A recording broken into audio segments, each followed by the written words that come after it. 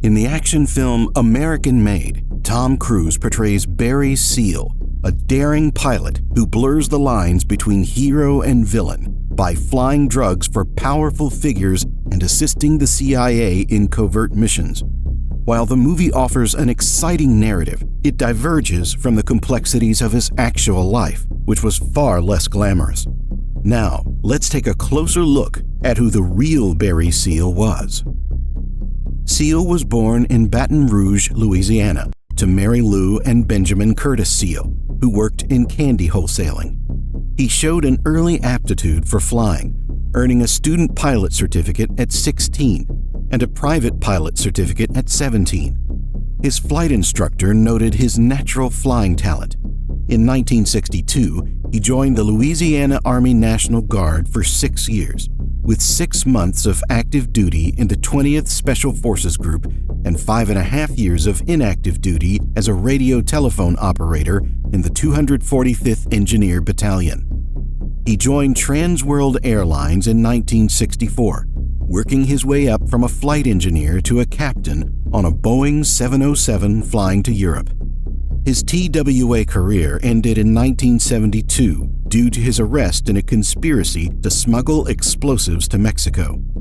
The case was dismissed in 1974, but TWA had already fired him for falsely taking medical leave to participate in the scheme.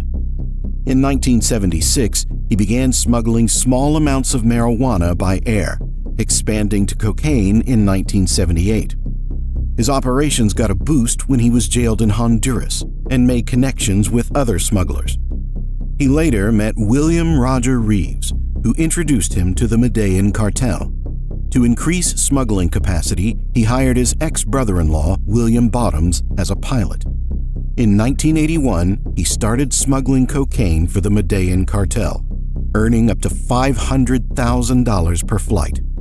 He used low-flying planes to airdrop drugs in remote areas of Louisiana for pickup by his ground team, who transported them to Colombian distributors in Florida. By 1982, he operated over a dozen aircraft, attracting the attention of law enforcement. To avoid this, he moved his operations to Mena International Regional Airport in Arkansas, where he modified planes for better carrying capacity and avionics. Contrary to rumors, Seal's biographer and former FBI agent Del Hahn claimed Mena wasn't a drug transshipment point. In 1981, DEA agents in Florida uncovered his smuggling activities. A DEA informant introduced him to an undercover DEA agent, leading to a deal to smuggle 1,200 pounds of fake methaqualone tablets into the U.S. Seal faced 2 indictments in March 1993, one on his own and another with 3 others, all related to drug distribution. He attempted to cooperate with the Florida and Louisiana drug task forces, but both declined. Desperate to reduce his sentence, he contacted the Vice President's Drug Task Force and, ultimately, became a DEA informant. Assigned the task of setting up a drug deal with the Ochoa cartel, Seal arranged a meeting under the alias Ellis McKenzie. He traveled to Medellin, Colombia, where he met with Pablo Escobar and the Ochoa family. The cartel was expanding its operations into Nicaragua, and Seal's first shipment was bound for the U.S. However, the initial flight ended in a crash in Colombia due to overloading. A new plane, unable to reach the U.S. directly, was organized for a stopover in Nicaragua. During this flight, Nicaraguan military units fired upon Seal's aircraft, forcing an emergency landing. The drugs were confiscated, and he was handed over to a Nicaraguan contact linked to the cartel. Seal met Escobar again and discussed the cocaine production plan. Escobar decided to keep the first shipment in Nicaragua and instructed him to acquire a larger plane. With the DEA's assistance, hidden cameras were placed on the new aircraft. Upon returning to Nicaragua, the drug pickup succeeded, and the hidden cameras captured crucial evidence. Seal returned to the U.S., landing at Homestead Air Force Base, where the drugs were transferred into a Winnebago camper. In an attempt to avoid implicating him as an informant, DEA agents staged an accident with the camper. Unfortunately, the driver was arrested by local police, raising cartel suspicions. Seal made one more trip to Nicaragua but informed Escobar that the landing site was under DEA surveillance to avoid a second load. The DEA aimed to keep him working with the cartel to gather more information and potentially arrest cartel leaders outside of Colombia. However, the operation ended prematurely when it was reported in the press. General Paul F. Gorman made a speech late June 1984, indicating U.S. evidence of the Nicaraguan government's involvement in drug smuggling. A newspaper article published in July further exposed the operation, leading to the end of Seal's work with the cartel and the DEA's hopes of capturing the cartel leaders beyond Colombia. In the United States, following the exposure of a Nicaraguan investigation, the DEA had to swiftly arrest cartel distributors in Miami. They were informed before an article by Jacoby was published. Consequently, they arranged for Seal to set up a meeting with the chief cartel supervisor in Miami, Carlos Bustamante, and arrested him on July 17th, along with other cartel members.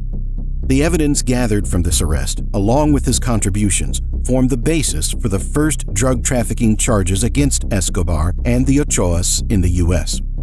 During the exposure, he organized a second undercover operation for the DEA later that year.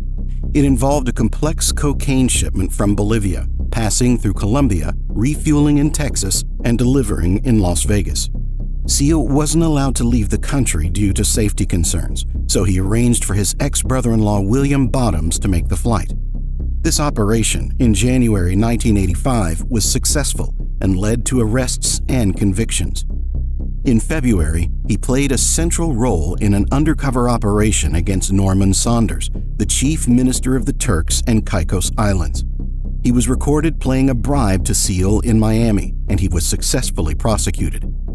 Seal faced continued legal issues. Despite reaching an agreement with the DEA and the Florida DTF in March 1984, he was still under investigation by state and federal authorities in Louisiana and Arkansas. In January 1986, he was sentenced to probation in Louisiana due to an agreement between task forces. Seal provided key testimony in several trials, resulting in convictions. However, he faced danger due to his role as an informant.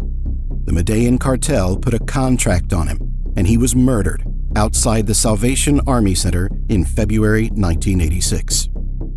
6 Colombians were arrested in connection with his murder, and federal charges were filed against cartel members for conspiring to violate Seal's civil rights by murdering him. His murder trial began in April 1987 with important witnesses, including Max Mermelstein and Luis Carlos Uribe Munera. Mermelstein testified that cartel members had asked him to take the murder contract and provided money and weapons. Uribe Munera revealed he was ordered by Jorge Ochoa to kill Seal, but refused, surviving an attempt on his life. Quintero Cruz, Vélez, and Vasquez were found guilty and sentenced to life without parole based on extensive eyewitness and forensic evidence. Do you believe American Made accurately portrays the real-life events and character of Barry Seal? Let us know what you think in the comments section. Also, check out some of our other amazing content.